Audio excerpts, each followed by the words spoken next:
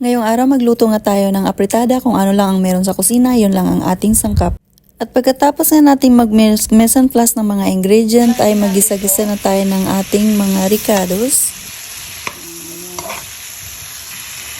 So pagkatapos natin halu-haluin guys, ilunod na rin natin yung ibalik pala natin yung ating chicken dito, o di ba? Tapos pagkabalik natin ng ating chicken, wait lang kahit maano siya, mabigat. So, ayan na, nabalik na natin yung ating chicken. Ngayon, lalagay natin lahat ng ating gusto na spices. Titimplahan na natin siya, guys. So, lagyan natin ng thyme, dry leaves thyme. Sunod natin ay rosemary. Ayan. Lagyan natin ng paprika. Ayan. Black pepper powder. At additional natin yung chicken seasoning. Ayan. Lagyan natin ng salt. Ayan. Mag-add na rin tayo dito ng soy sauce. Ayan. Sweet seasoning. Mag-add din tayo ng konting vinegar, guys. Pwedeng lemon or calamansi. It's up to you, guys. So, nailagay ko na yata lahat ng mga seasoning. Halo-haloin lang natin ito, no? Mag-add pala tayo dito ng tomato paste na konti, guys.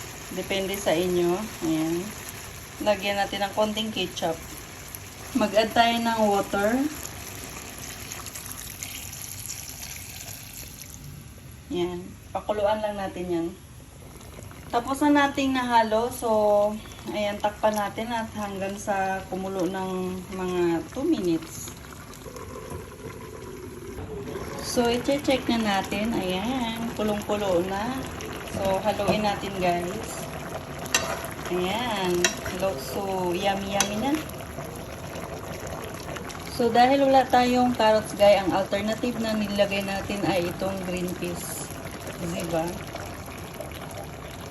So, kung nanonood ka talaga sa video ito, anong alternative na nilagay ko sa carrots?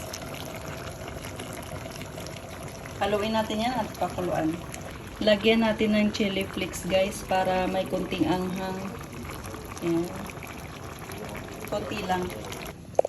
So, titikman natin, guys, dahil ito na yung final natin. Final. Alright.